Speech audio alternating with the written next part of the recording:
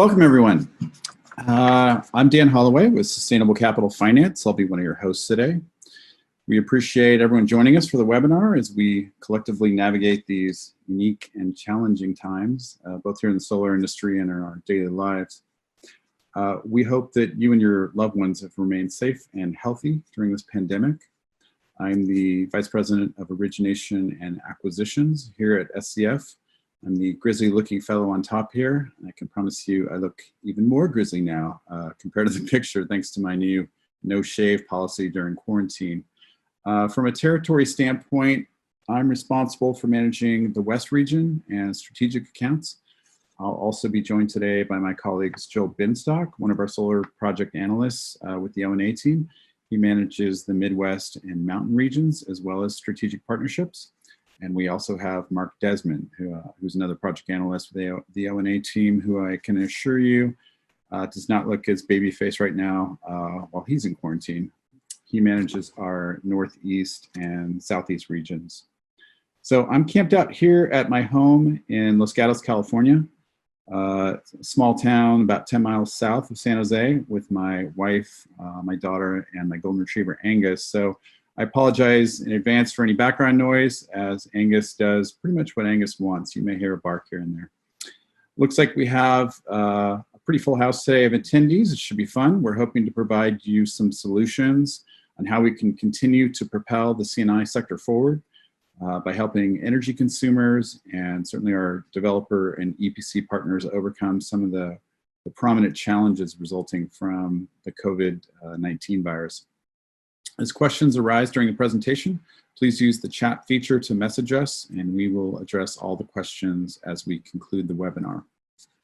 So we'll be covering a lot of ground today, but we will do our best to stay on script, leave enough time at the end for Q&A. We'll be kicking things off by providing an overview of the current state of the solar market. We'll be giving you a sense for what's recently occurred from a legislative, from a jurisdictional, and also from a forecast perspective. And then following that, we'll summarize the unique challenges facing the C&I industry, as that is the sector that most of us focus on and really rely upon for our businesses.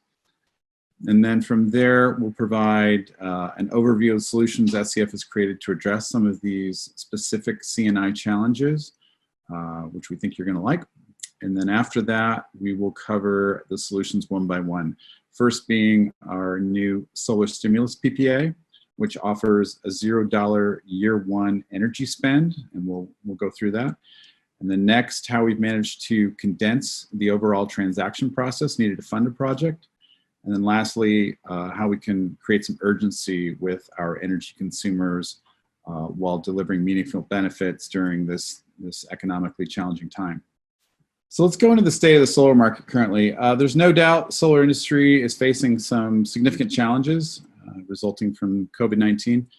To help quantify those, Wood Mackenzie is forecasting that 2020 installations will decline by roughly 18% from previous pre-corona estimates, dropping from nearly 130 gigawatts down to about 106. And then with 2021 recovering to roughly 3% less than pre-corona forecasts, so bouncing back somewhat next year. Steep decline is most likely due to several reasons. First, several states have completely halted solar construction, not viewing it as essential. This includes states like Pennsylvania, Massachusetts, recently California was added. Now we are starting to see some of those restrictions get lifted or modified. Jurisdictions are allowing construction to resume. Challenges remain. Construction crews we've seen for several of our EPCs have been reduced, meaning that the ones that remain are being spread thin over the projects that can continue. And then projects that were in mid-construction or soon to proceed are now idling, waiting for legislative restrictions to be lifted. This has obviously significantly impacted cash flow for installers and has delayed the delivery of energy to those behind-the-meter customers as well. Next, many jurisdictions are no longer accepting permit applications or put a freeze on processing those that were already in the queue. This will undoubtedly delay the commencement of construction for solar projects and even possibly the viability for several that get pushed into next year. A latent effect of this permitting freeze that we'll get into further into the discussion here is the logjam of permitting applications that permitting offices will experience once they're back to their normal operating capacity. Another interesting stat that we gleaned from our friends over at SIA shows that nearly 70% of utility scale solar companies are not functioning at their normal capacity. Our view on this is that not only has there been a halting of construction and permitting in a number of states, but also there's the slowdown of utility project timelines themselves, at least the ones that are viewed as essential by their respective states. Now that the social distancing measures have been put into place, it's just going to be it's going to take a lot longer to complete these projects that people have to keep their distance from one another. Now, on the positive side, module prices have started to drop, and we think that's a function of reduced demand. So it'll be interesting to see how long this continues for and how much better the economics look for projects that are able to get across the line.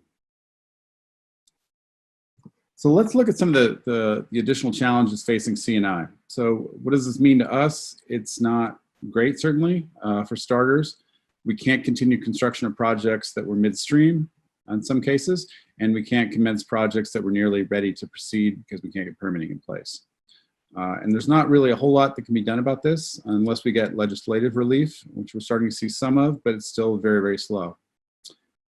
Next, we can't get permits in several jurisdictions, and this greatly impacts the bankability of a project, as capital is typically dependent on having a permitted project, among other things. So not having bankability will no doubt slow down or stop developers from initiating the design and engineering process.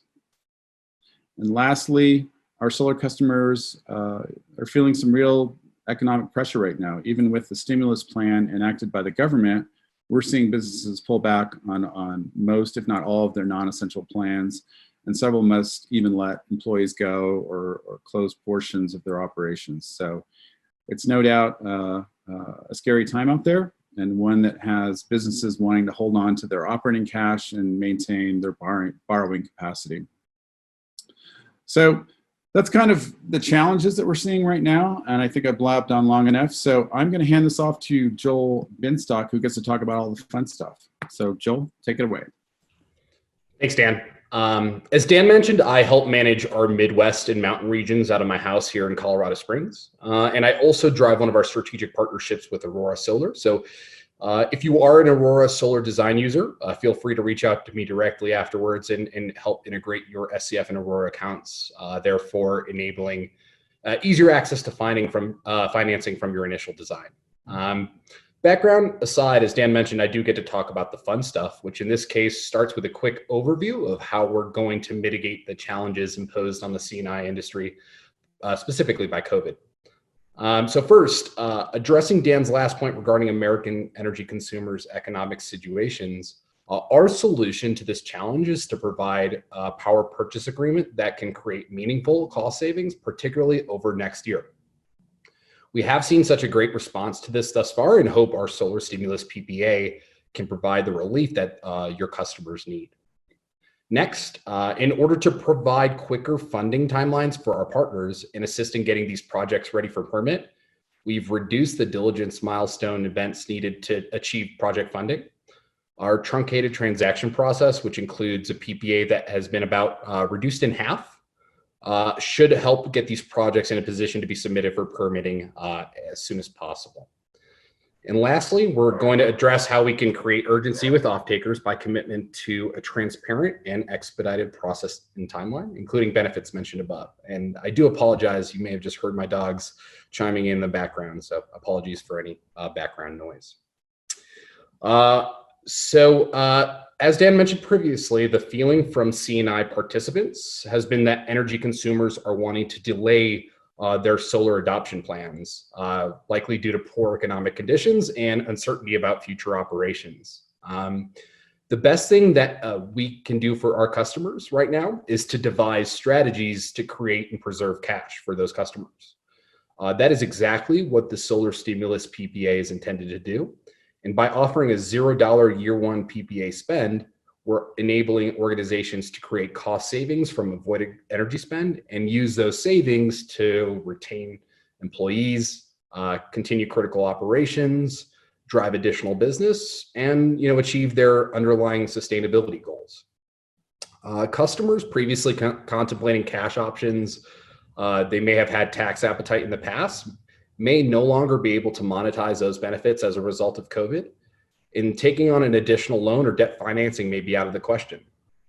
With our stimulus PPA, an energy consumer's balance sheet is unencumbered. Therefore, they're free to pursue debt solutions to aid their own internal operations instead of using those funds to acquire a solar system. This can be very meaningful, as you can imagine, to organizations that may have to take on more debt in order to create the liquidity needed to continue running at optimal operating levels. This PPA structure can be utilized by businesses, municipalities, schools, nonprofits, other organizations that place a great value on the immediate cost savings that can be realized. With our typical goal of replacing up to about 80% of a customer's energy consumption, we can provide up to 80% year one energy savings. The PPA stays true to our traditional term lengths, so 15 to 30 years, and is for rated and unrated off-takers. And the minimum system size that qualifies for this particular program is 250 kilowatts. We have seen, a great response to this program so far in the past month that we've rolled it out, with over 50 projects being priced from several of you that are actually on this webinar. And we're excited to further take this to market and help as many organizations as we can during this trying time. Since formulating this product, we've been racing to get this functionality built out on the SCF Suite to enable all of you to have access to run these and price these projects on the fly. We're happy to share with you that as of early April, the solar stimulus pricing has been made available on the SCF Suite. You can see just to the left a snapshot of where you can access that on the quick quote calculator. And that is really going to help you derive their year one rate. This is really important to avoid any confusion, because this has created some uncertainty already. The rate that is going to be calculated from quick quote for the stimulus PPA is the year one PPA rate, which is voided and not paid by the customer under this program. The year two rate will be calculated based on any escalators that are used in pricing a project and will represent the first year the customer makes payments. So if you'll note, if the PPA is fixed or with a 0% escalator, the rate displayed is going to be the rate that the customer pays starting in year two of the PPA term.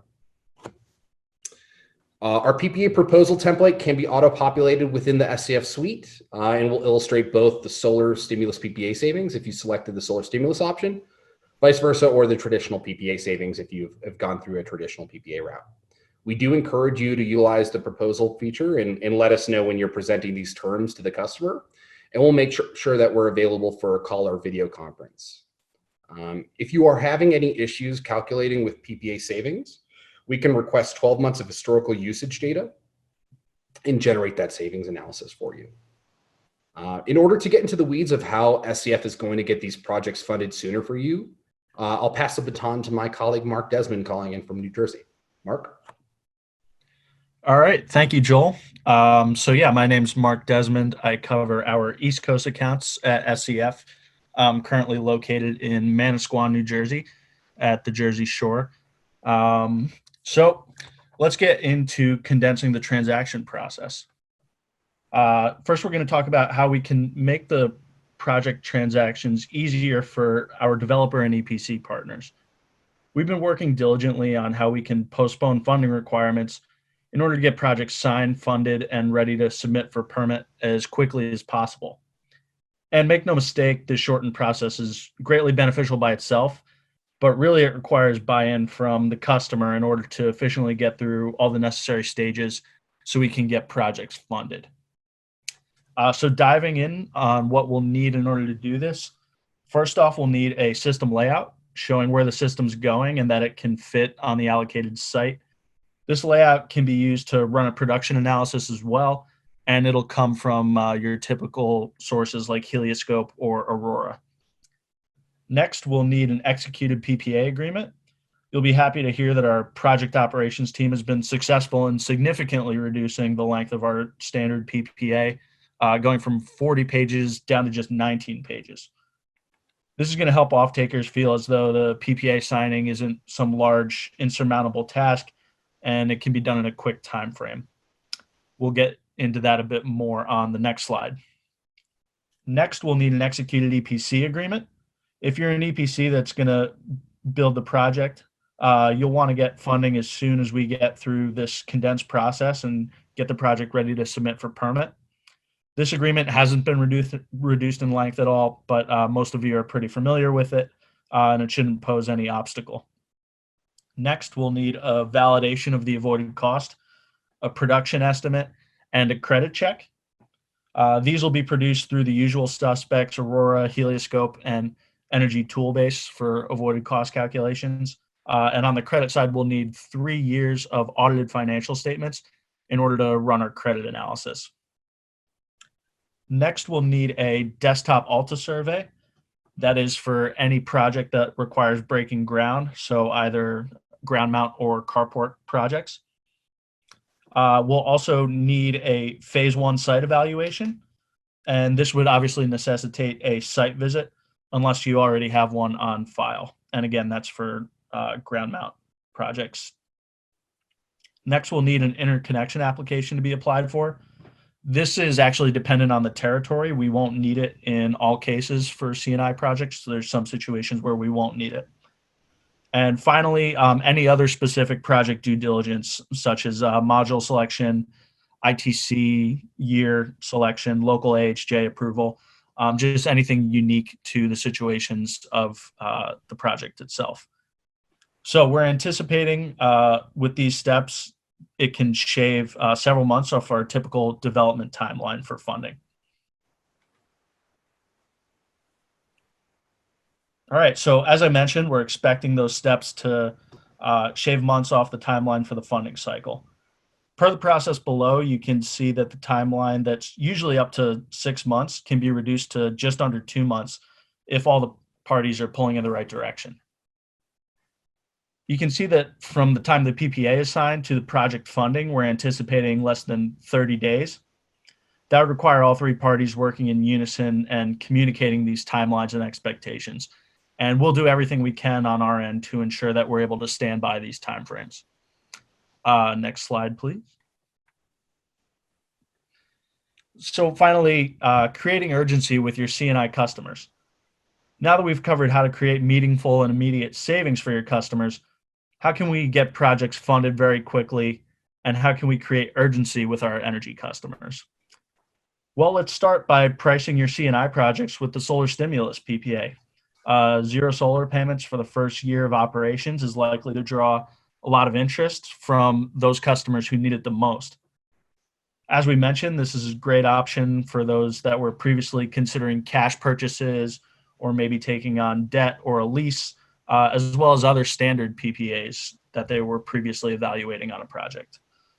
Next, and I can't stress this point enough, please include us in your conversations with the customer as you present our financing options.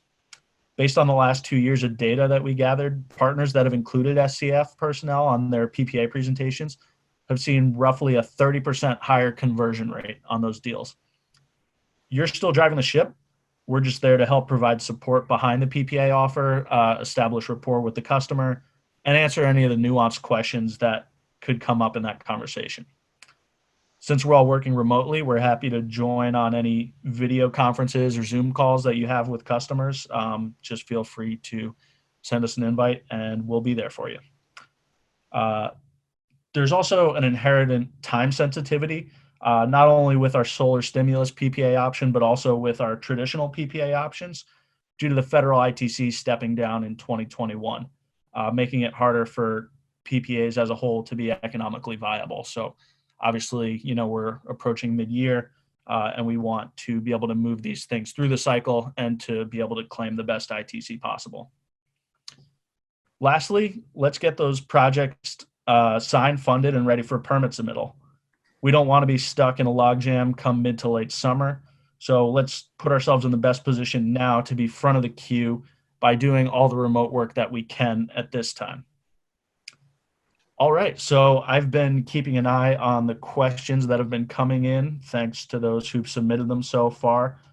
Feel free to keep writing in questions, but I will pass it off to Dan Holloway to answer the first batch of questions that you guys have sent in. So please take it away, Dan. Terrific. Thank you, Mark. So yeah, we did get a number of questions coming in here, so I'll just start working through them in no particular order. First question is, if I have a signed PPA, can SCF offer stimulus PPA pricing? Yes, you certainly can. We may require an amendment to the PPA to meet our funding requirements, but yeah, we're certainly open to doing that. The next one, if I have a signed PPA but don't want to offer the stimulus PPA, can I still take advantage of the quicker timeline to funding? Absolutely. Yeah, we're not trying to slow things down, but offer more solutions. If the PPA has 0 payments in year 1, are the remaining years relatively more expensive? Yes, by offering $0 in year 1, we're basically spreading out the payments needed to reach economic viability throughout the term. So no individual remaining year carries that burden, but yeah, that's essentially what we're doing. We're scrapping all of those initial payments and pushing them into the later years. Let's see here. I have a project under construction with SCF. Can we amend the PPA terms with the stimulus PPA pricing? Unfortunately, no. For projects that are currently under construction with SCF, those would not be eligible for the stimulus PPA. Are there any limitations to the offering? Yes, I mean, SCF standard requirements will still apply under the program. For example, starting PPA rate still must be below avoided cost. System offset, meaning the amount of production cannot exceed 90% of the previous 12 months of usage by the off-taker. And the state you're operating in must allow for third-party ownership.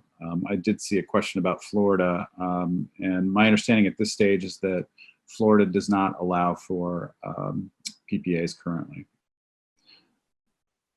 Let's see the next one here. Does SCF offer a solar stimulus lease? At this time, we do not. That is not something that we've created yet. Will SCF do a PPA term less than 15 years? We're open to reviewing shorter PPA terms. However, just note that PPA rates are obviously going to be higher for the shorter term PPA rates or PPAs. And we still have to meet the avoided cost burden. So we still have to, our PPA rate still has to come in under the avoided cost. So it gets a lot more challenging with the shorter term PPAs like that. Does my project need to be safe harbored for stimulus PPA? No. We will calculate, if you don't have safe harbor panels, we'll certainly calculate using the 2020 ITC rates and then run the calculations that way. All right, I'm going to hand this off to Joel for some remaining questions here. Joel, you want to jump in? Yeah, absolutely.